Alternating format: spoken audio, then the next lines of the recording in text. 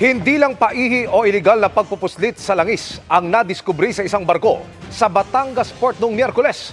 Bukod kasi sa Pilipino at Indonesia na unang inaresto, nabisto rin ang dalawang Chinong nagtatago sa engine room ng barko. Narito ang aking pagtutok. Nasa Batangas Port ang barkong ito noong October 16 nang maaktuhan ng mga otoridad na nagpapaihi o nagdidiskarga ng kargang diesel at isinasalin sa mga oil tanker sa Pantalan.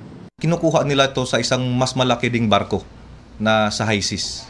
May malaki po silang hose na kinabit galing sa tanker, sa motor tanker Cassandra, papunta doon sa mga tanker din ng truck. Yun po yung procedure nila. Clearing po yung talagang harap-harapan po kasi malapit lang po ang opisina ng Maritime saka ng Customs.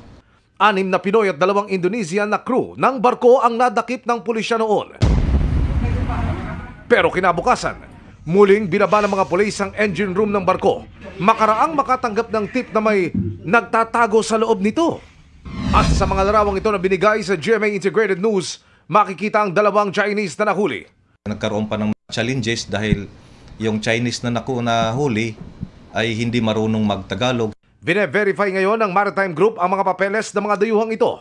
Hawak na rin ng mga otoridad ang oil tanker kung saan isinali ng diesel na hinihinalang i-deliver naman sa mga parokyano nito. Ina-identify namin kung sino yung may-ari ng mga truck kasi magkaiba po yung registration ng truck, yung head niya, saka yung mismong tanker. Umaabot sa 95 million pesos ang halaga ng diesel na iligal na dinidiskarga sa barkong ito. Kinasuhan ng paglabag sa anti-smuggling law o economic sabotage at iligal na pagbebenta ng mga petroleum products sa mga suspect na sinusubukan pa naming makuna ng pahayag. Para sa GMA Integrated News, Emil Sumangil, Nakatutok, 24 Oras.